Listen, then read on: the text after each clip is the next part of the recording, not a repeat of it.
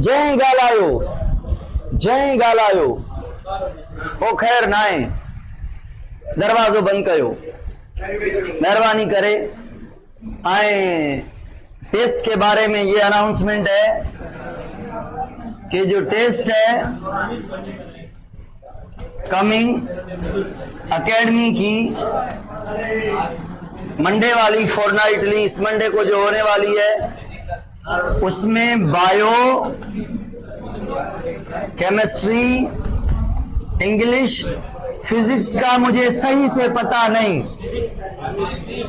इनका जो सिलेबस आएगा, whole syllabus will be included in the test.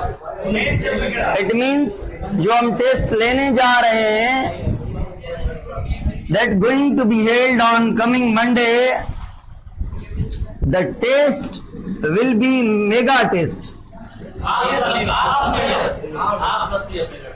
First year जितनी पढ़ी है सारी की सारी, जितनी टेस्ट तक पढ़ेंगे सारी की सारी।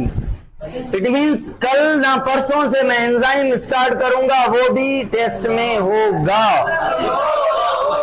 And there is no argumentation on that point.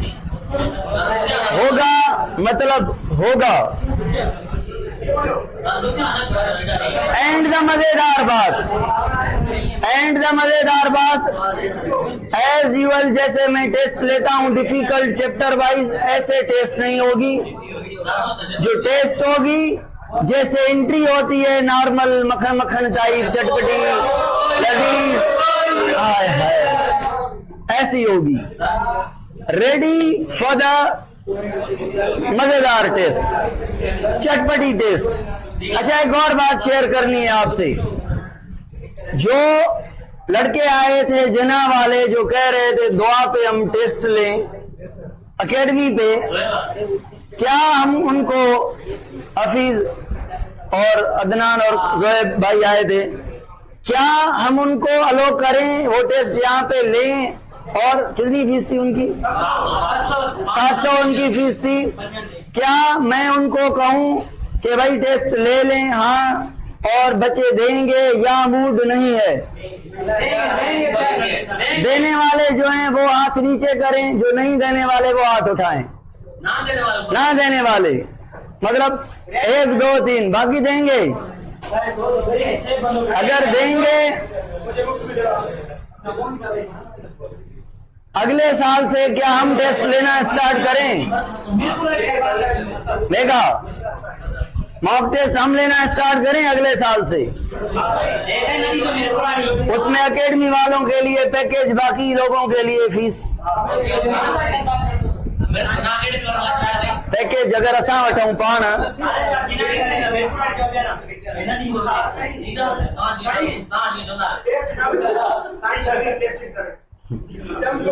वो छो बिल्कुल इहो जेको वॻो आहे न, इहो इन जी महिनत आहे। हा, हाणे हिकु दफ़ो बीहर, थैंक यू। सुन ले भाई,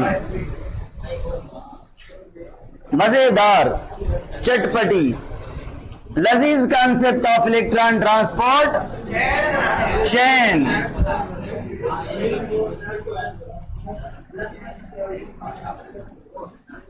नाम बताएं कॉम्प्लेक्स नंबर 1 का। NADH dehydrogenase. नाम बताएं कॉम्प्लेक्स 2 का। FADH डिहाइड्रोजिनेज का ऑल्सो रोल है क्रेब्स साइकिल में, to convert dash into dash, succinate to fumarate, reversible enzyme है ये।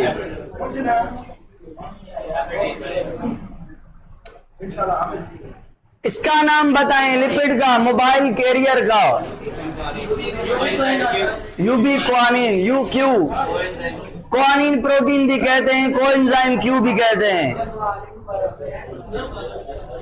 ओ मलंगो, कोएंजाइम क्यों कहने का मकसद है कि कॉम्प्लेक्स 1 और 2 के एंजाइम के साथ ये काम करता है, उनका असिस्टेंट है। कॉम्प्लेक्स 1 के एंजाइम का भी भाई इन दोनों के हाइड्रोजन उठा के लेके जाता है ना, कोवर्कर है ना। और कॉम्प्लेक्स 3 का नाम बताएं। BC complex, cytochrome BC complex, cytochrome BC complex. Complex 4 का नाम बताएं। ऑक्सीडेज या A&A3 या साइटोक्रोम ए कॉम्प्लेक्स। ए कह दें तो मतलब दोनों आ गए। A&A3 दो प्रोटीन्स हैं।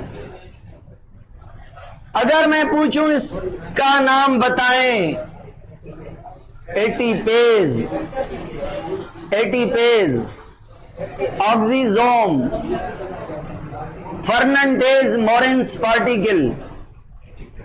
इसके दो पार्ट हैं, चैनल और head, F0 and F1। ATP बनती है कहां से? हेड पर, हेड पर। टरबाइन की बात मैंने बताई दी आपको कि अगर हम ये डैम बना रहे हैं और इस डैम में पानी पड़ा है, क्या पड़ा है? फुल विद पानी। अगर यहां पे मैं पंखा रख रहा हूं, टरबाइन रख रहा हूं ऐसे ये, और यहां से डैम का पानी फ्लो कर रहा हूं इधर, किधर? इनटू द पंखे पे, बड़े प्रेशर से, ऊंचाई से, तो पंखा चलेगा, दौड़ेगा, बड़ी स्पीड से दौड़ेगा। अरे इलेक्ट्रिसिटी की बात कर रहा हूं मैं, हाइड्रो इलेक्ट्रिक पावर। वो जगह पानी में डैमन से बिजली ठाईंदा। सिमिलरली एटीपी हमारे पास ऐसे बनती है। यहाँ पे डैम से पानी निकलता है, टरबाइन पे गिर रहा है, टरबाइन चलेगा, टरबाइन पुली से कनेक्ट होगा, कॉइल से कनेक्ट होगा। पुली का मतलब पता है ना, कॉइल का मतलब तेज तेज घूमेगी तो करंट बनेगा। यहाँ पे क्या होता है? वो छोकरा गलाए ना मारो, गलायो ना मलंगाओ, फकीरो अरे बुदो। यहाँ पे क्या होगा? यहां से प्रोटॉन निकलेंगे, क्या? पानी की जगह प्रेशर से निकलेंगे, जैसे पानी निकलता है डैम से, और गिरेगा कहां पे? प्रोटॉन गिरेंगे, नॉट टरबाइन पे। टरबाइन की जगह ये हेड है, head is equal to the turbine. इसमें चक्रा लगा होगा, पुली लगी होगी, इसमें पंखे लगे होंगे, ये गोल गोल, जैसे यहां से प्रोटॉन निकलेंगे, ये घूमेगा, जैसे घूमेगा उस प्रेशर से, प्रोटॉन के प्रेशर से घूमेगा, तो उसके घूमने से एनर्जी जनरेट होगी, रिलीज होगी, वहां से बनाई जाएगी एटीपी। बट उसके लिए एडीपी और फास्फेट चाहिए। अच्छा मुझे बताएं सवाल, ये तो गालियों में करे वयुम, ये तो मैंने नहीं बताया कि यहां पे प्रोटॉन आए कहां से, क्या बताया था? तो सवाल आ गया, सवाल अच्छे, बिस्मिल्लाह। अब ये प्रोकैरियोट की सेल की मेम्ब्रेन अंदर वाली, जिसपे है क्रिस्टी या मीजोजोम? मीजोजोम पर ये है, मीजोजोम पर ये है इलेक्ट्रॉन ट्रांसपोर्ट चेन। सवाल अच्छे आयो, सवाल क्या आयो? सवाल ये आयो कि सुने, ये बनी 2 NADH फ्रॉम ग्लाइकोलिसिस प्रोकैरियोट के साइटोप्लाज्म में, हाँ या ना? ये बनी 2 NADH यूकैरियोट के साइटोप्लाज्म में। कौन से के? माइटोकॉन्ड्रिया। ये माइटोकॉन्ड्रिया की बाहर वाली मेम्ब्रेन, ये अंदर वाली मेम्ब्रेन, और ये मैट्रिक्स। और ये NADH दो कौन से बने, कहां पे बने? और यूकैरियोट में 2 NADH बने, कौन से? 2 NADH बने लिंक रिएक्शन के। 6 NADH बने किसके? क्रेब्स साइकिल के। तो सवाल बताएं, 2 FADH बने क्रेब्स साइकिल के, तो क्या मैं कहूं ये 8 NADH, 2 लिंक रिएक्शन वाले और 6 क्रेब्स साइकिल वाले इलेक्ट्रॉन ट्रांसपोर्ट चेन पे अपने इलेक्ट्रॉन घुमाएंगे। और दो NADH ग्लाइकोलिसिस वाले साइटोप्लाज्म से माइटोकॉन्ड्रिया में आएंगे, मेम्ब्रेन क्रॉस करनी पड़ेगी। बट ओ आशीष भाई, अगर मैं सवाल पूछूं कि प्रोकैरियोट में अगर दो लिंक रिएक्शन के NADH, 6 क्रेब्स साइकिल के NADH, 2 ग्लाइकोलिसिस के, ये सारे क्या हो गए? 10 के 10 क्या हो गए? NADH और 2 FADH क्रेब साइकिल वाले, ये 12 के 12 कहां पे प्रेजेंट हैं? साइटोप्लाज्म में। मुझे बताएंगे 10 NADH, अरे गौर समझो, ये 10 NADH जो साइटोप्लाज्म में बने हैं, क्या मैं कहूं ये इलेक्ट्रॉन ट्रांसपोर्ट चेन पे आएंगे 10 के 10 NADH। बट यूकैरियोट में 8 NADH ऐसे हैं जो मैट्रिक्स में बने हुए हैं, 2 लिंक रिएक्शन वाले और 6 क्रेब साइकिल वाले। 8 NADH और 2 FADH, FADH को छोड़ दें, फिलहाल 8 NADH इलेक्ट्रॉन ट्रांसपोर्ट चेन पे घूमेंगे। और क्या पूछना चाहता हूं, शटल मैकेनिज्म पढ़ाया था कल, तो वही बता रहा हूं, सुनिए गौर से। क्या मैं कहूं कि प्रोकैरियोट में ग्लाइकोलिसिस वाले 2 NADH भी इलेक्ट्रॉन ट्रांसपोर्ट चेन को अपने इलेक्ट्रॉन देंगे तो यूकैरियोट में भी, बट बिना मेम्ब्रेन क्रॉसिंग के।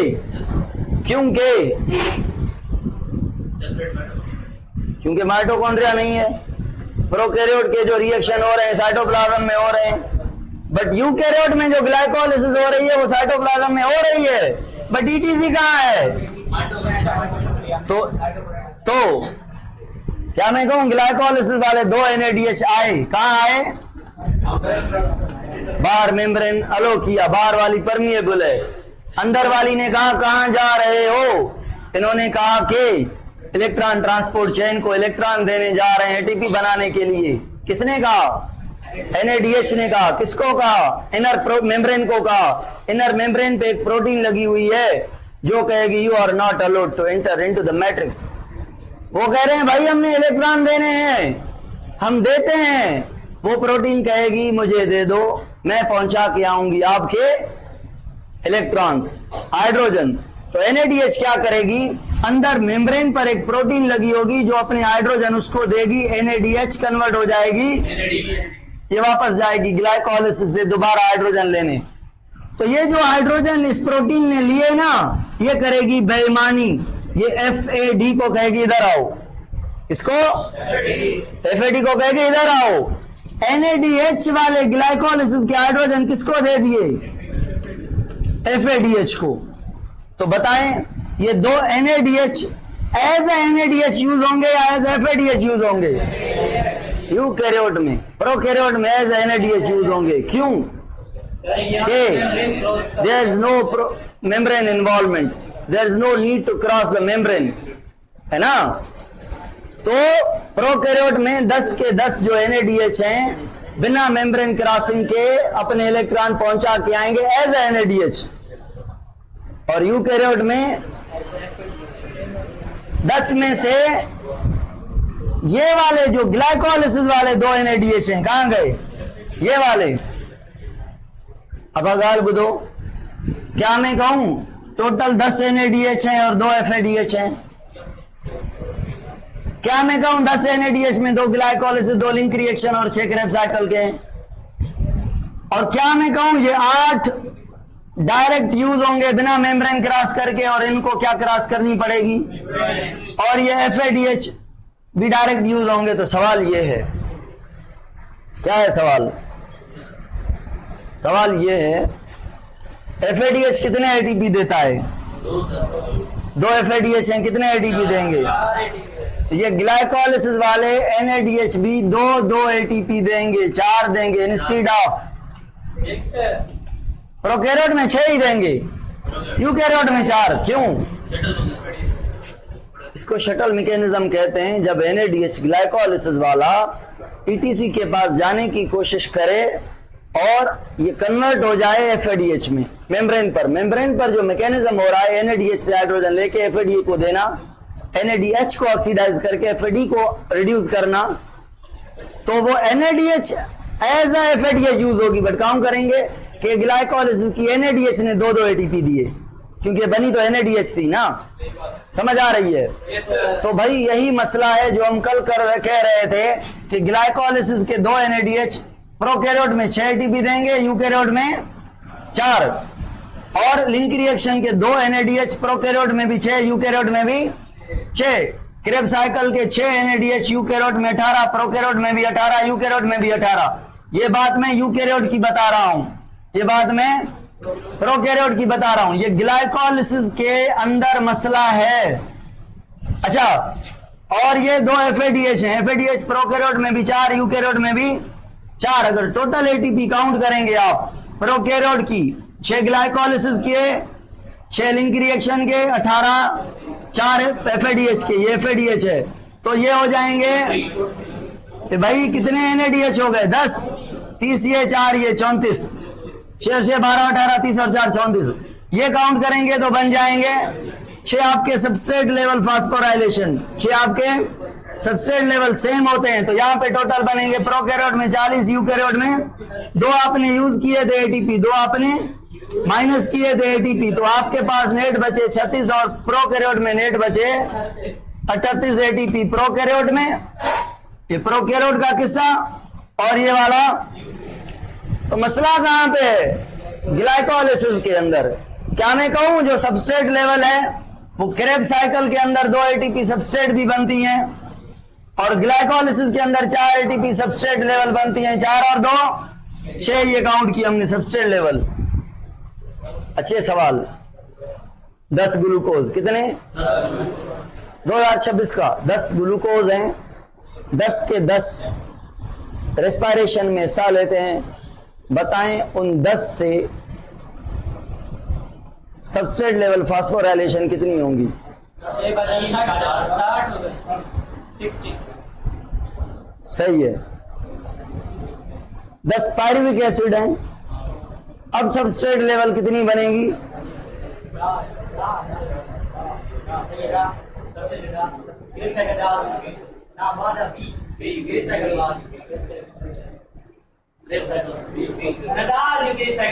अजी सही जवाब दे वरी अजमा के वरी कावड़ दे रहा है छे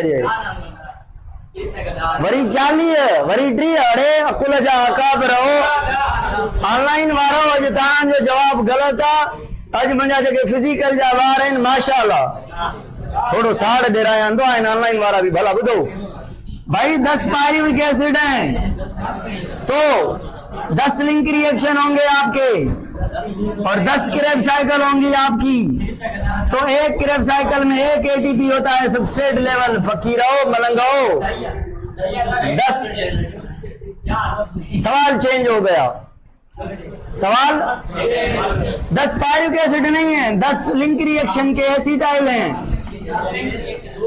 10 क्या हैं? 10 एसिटाइल से टोटल ATP कितनी बनेगी ऑक्सीडेटिव और सबस्ट्रेट मिला के? हिकड़ी क्रेब साइकिल मल्टीप्लाई बाय घड़ा एसिटाइल होया। एक क्रेब साइकिल में 3 NADH, 1 FADH, 1 ATP।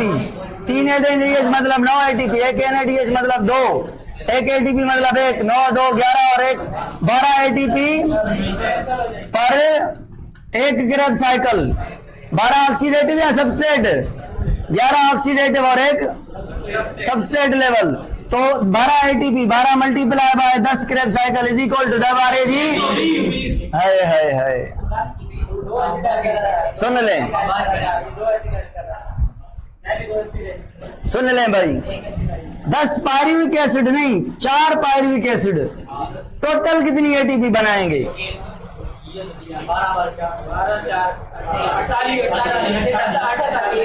वरी ॾिसो वरी तकड़ कयो दान। मां चयुमि क्रेब साइकिल मां केतिरियूं थींदियूं पायरुविक एसिड का यार लिंक रिएक्शन भी तो थींदो न फकीरो मलंगाओ। 12 plus 6 is equal to 18। 18 multiply by 4 4 बार 4 18।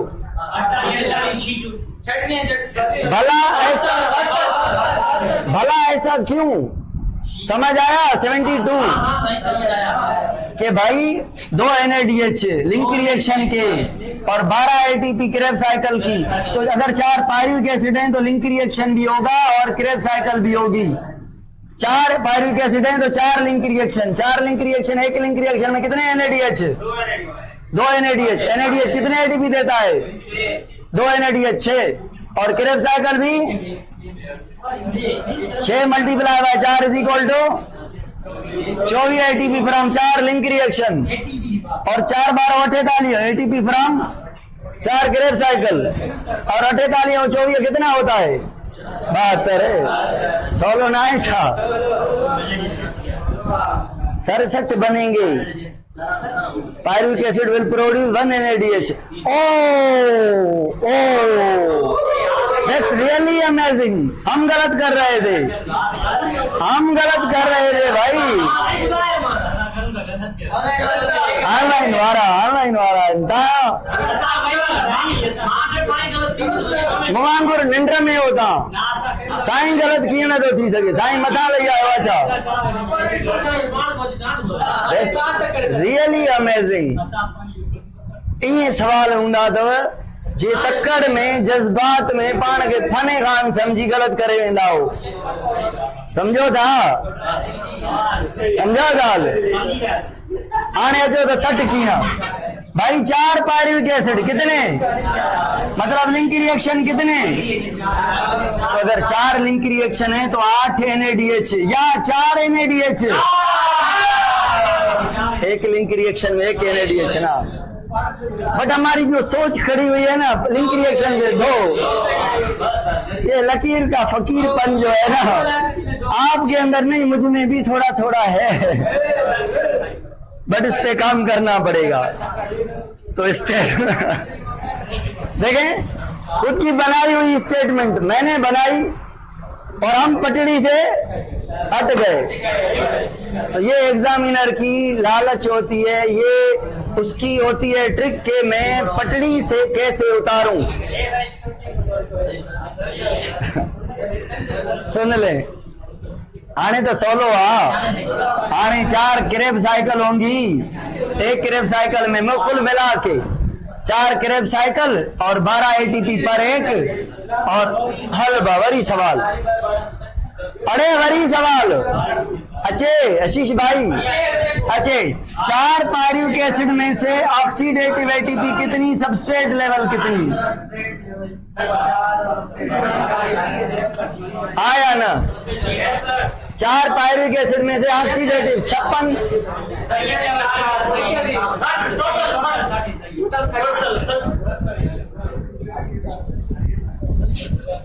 मोटी अचो था, सुन ले भाई। अदा ओ अदा आशीष हाणे चुप कजो, हाणे मजेदार गाल आ। अब ये जा रहा है NADH का इलेक्ट्रॉन, NADH कन्वर्ट हो गया। इलेक्ट्रॉन किसको दिए? कॉम्प्लेक्स नंबर कॉम्प्लेक्स 1 से यूबी को आनीन ने, बी को बी ने, सी को सी ने, ए को ए ने, A3 को A3 ने 2 इलेक्ट्रॉन दे दिए। किसको? ऑक्सीजन को ऑक्सीजन ने बुलाए 2 प्रोटॉन, 2 इलेक्ट्रॉन, 1 ऑक्सीजन मिलके क्या बन गया? पढ़ाया था कि फाइनल इलेक्ट्रॉन। बात ये नहीं पढ़ानी थी, बात ये करनी थी, अभी जो कर रहा हूं सुने। ओ दा पठान मुखे गाल बुधो मुखे सबई। सवाल ये है कि जब यहाँ पे 2 इलेक्ट्रॉन आ गए, किसके? NADH के, तो कॉम्प्लेक्स 1 ने, किसने? जी न मां हिकिड़ो चकमक बे चकमक के ॾेखारे चट ते सोलो आणिया, चकमक अट्रैक्ट थींदो ईंदो ना, मैग्नेट अट्रैक्ट होगा। ऐसे ही कॉम्प्लेक्स 1, कॉम्प्लेक्स 3, कॉम्प्लेक्स 4, कौन से? 1, 3 and 4, not 2, 1, 3 and 4 complex hydrogen का जो इलेक्ट्रॉन है, क्या जो इलेक्ट्रॉन्स हैं 2, नथा बुधो ना मुझी गाल, नथा बुधो। मैं कह रहा हूं कि NADH के 2 इलेक्ट्रॉन दिखा के मैट्रिक्स के अंदर पड़े हुए प्रोटॉन्स को अट्रैक्ट करते हैं। किसको? नथा समझो। मैं कह रहा हूं कि इलेक्ट्रॉन ट्रांसपोर्ट चेन से, ये इलेक्ट्रॉन ट्रांसपोर्ट चेन है, ये इलेक्ट्रॉन ट्रांसपोर्ट चेन है, इसमें 2 इलेक्ट्रॉन हैं किसके? NADH के। ये इलेक्ट्रॉन अट्रैक्ट करते हैं यहां से प्रोटॉन्स को। 4 प्रोटॉन अट्रैक्ट होते हैं इलेक्ट्रॉन की तरफ और ये इलेक्ट्रॉन आगे भाग जाते हैं, यहां पे आ जाते हैं। क्या 4 प्रोटॉन को इधर फेंका जाता है, किधर? इस स्पेस में 4 proton, 2 proton. Complex 1 4 proton pump करेगा, कॉम्प्लेक्स 3 भी 4, कॉम्प्लेक्स 4 कौन सा कॉम्प्लेक्स नहीं पंप करेगा? बताया था रीजन, बताया था। रीजन ये है कि अगर ये पुल है, ये दरिया है, ये दरिया का एक किनारा और ये दूसरा, अगर मैं पुल बना रहा हूं इधर, आप इससे गुजरना पसंद करेंगे या इससे? 1 से या 2 से? क्योंकि 2 वाली आपको गिरा देगी। तो भाई ये एक्सट्रिंसिक प्रोटीन है, अगर इससे प्रोटॉन पंप होंगे तो पंप के अंदर जाएंगे या बीच में पड़े रहेंगे? तो जो इंट्रिंसिक प्रोटीन होती है ना, मतलब आर पार, जैसे कॉम्प्लेक्स 1 है, कॉम्प्लेक्स 3 है, कॉम्प्लेक्स 4 है, वो पंप हो सकता है, वो पंप कर सकता है एक्सट्रिंसिक पंप। जो एक साइड लगा हुआ है आधी मेम्ब्रेन में, लूजली अटैच, मतलब पंप कौन नहीं कर सकता? कॉम्प्लेक्स 2, यूबिक्वानिन और सी, क्योंकि ये एक्सट्रिंसिक प्रोटीन्स हैं। समझ आ रही है? कैरियर हो सकते हैं, कैरियर का मतलब है एक से लेकर अगले को देना, ऐसे ट्रांसपोर्ट करना, ये कैरियरशिप है। तो सारे कॉम्प्लेक्सेस कैरियर हैं, बट पंप वो हो सकता है जो आर पार। पंप का मतलब है फ्रॉम एक साइड टू दूसरी साइड चीजों को भेजना। तो अगर मैं कहूं एक इलेक्ट्रॉन ट्रांसपोर्ट चेन में 10 प्रोटॉन पंप हुए, तो बात सही है या गलत है? क्योंकि कॉम्प्लेक्स 1 से 4, 3 से 4 और 2, 4 और 2। अगर मैं कहूं FADH से ओनली 6 पंप होंगे, तो ये बात सही है या नहीं? क्योंकि FADH अपने इलेक्ट्रॉन किसको देगी? कॉम्प्लेक्स 2 को या 1 को? तो यूबिक्वानिन 3 पे लेके जाएगा या 1 के पास? तो 1 कभी भी FADH के इलेक्ट्रॉन को यूज करके प्रोटॉन पंप नहीं करेगा। तो FADH के केस में 2 प्रोटॉन पंप करेंगे, 4 और 6, टोटल 6 प्रोटॉन पंप होंगे 2 जगहों से, 2 कॉम्प्लेक्स से, कॉम्प्लेक्स 3 और 4 से। समझ आ रही है? अब गाल बुदो, डैम से जब पानी निकलता है, जब डैम से पानी निकल के गिरता है, पंखे पे पड़ता है, टरबाइन पे, तो पंखा चलता है। पानी को कम करेंगे तो पंखा कम चलेगा, तो बिजली। तो जो प्रोटॉन है ना, ये प्रोटॉन पानी है, ये प्रेशर बनाएंगे। जब प्रोटॉन बढ़ जाएंगे, प्रेशर बन जाएगा। कहां पे? इस स्पेस में। क्या स्पेस को कहते हैं? Outer space, peri mitochondrial space. अगर क्लोरोप्लास्ट हो तो पेरीप्लास्टिडियल स्पेस कहते हैं। माइटोकॉन्ड्रिया है तो इनर मेम्ब्रेनस स्पेस कहते हैं। इनर मेम्ब्रेनस क्यों? 2 मेम्ब्रेन के बीच। अरे छोकरा बताओ, ये बड़ी स्पेस या ये बड़ी? मैट्रिक्स बड़ी। तो अगर आपने प्रेशर बनाना है तो छोटी स्पेस में जल्दी प्रोटॉन को अक्यूमुलेट करके प्रेशर बना पाएंगे या बड़ी में? बड़ी में अगर बना पाए तो प्रोटॉन लगाते जाएं, जगह ही नहीं भरेगी तो प्रेशर कैसे आएगा? छोटी चीज है ना, जल्दी प्रेशर आ जाएगा। किसका प्रेशर? प्रोटॉन का।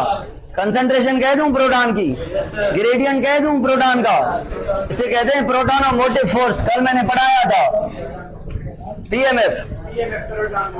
जब प्रोटॉन का प्रेशर पड़ेगा ना, जैसे डैम में पानी का प्रेशर होता है तो डैम से पानी को निकालते हैं, ऐसे जब इस पर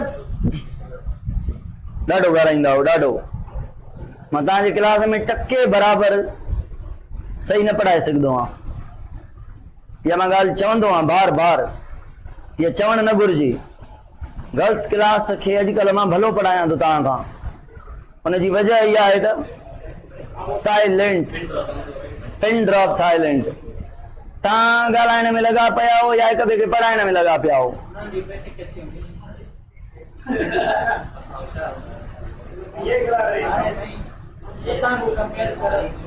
नाजिदा भला नायो नायो भला आने दा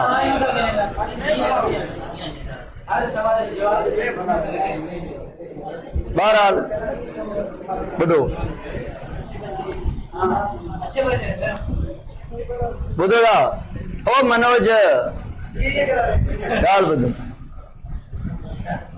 ॿुधजो मूंखे ॿुधजो ॻाल्हाइजो न मूंखे ॿुधजांइ तोखे चवां थो हाँ भाई 10 और 6 जी ॻाल्हि समझ में ना आई ऑनलाइन वालों को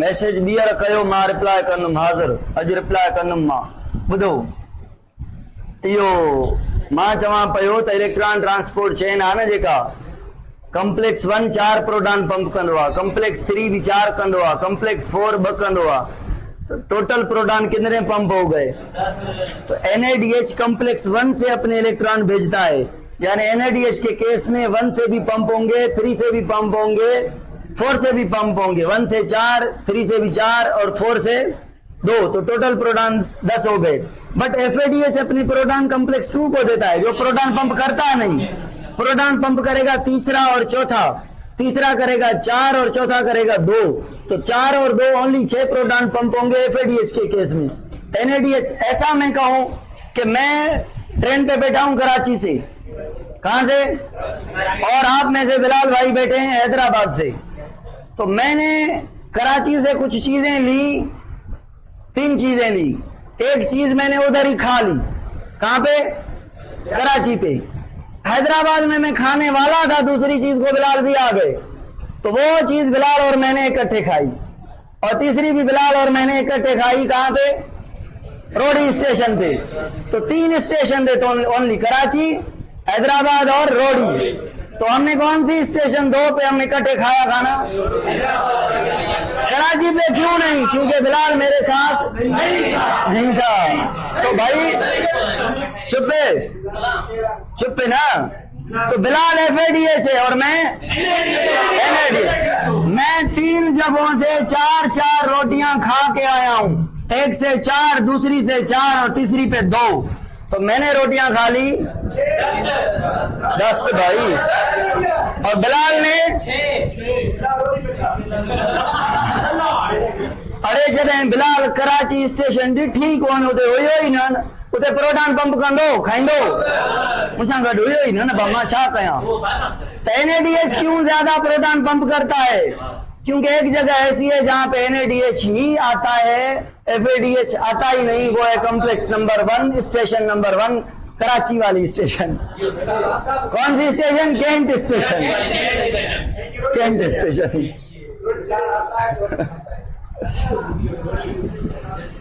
सुन ले अदा सवाल करें जो सवाल 2026 के सवाल एक तो वो जो आपने बताया कि बीटा ऑक्सीडेशन किसका काम है माइटोकॉन्ड्रिया दूसरा सवाल बीटा ऑक्सीडेशन माइटोकॉन्ड्रिया का काम है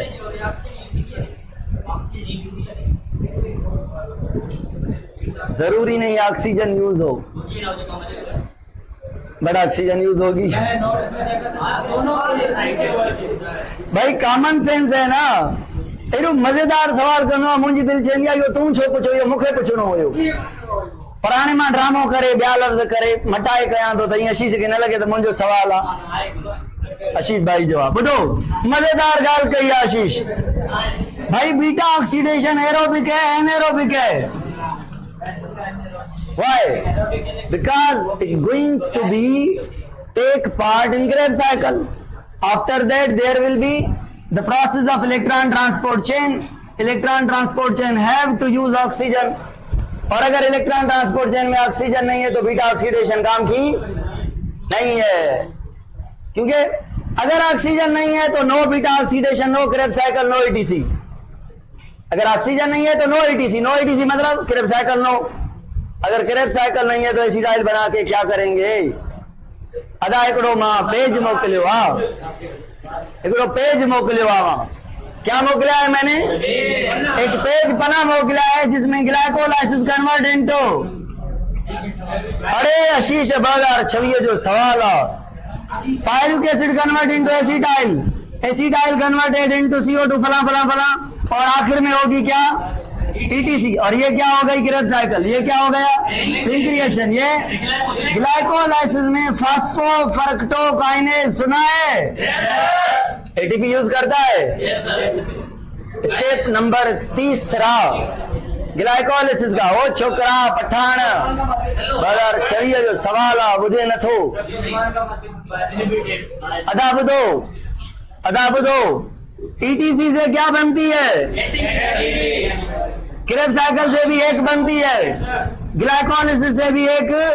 अगर ATP बढ़ जाए 2 बनती है, 4 बनती है वैसे, 4 सबस्ट्रेट लेवल,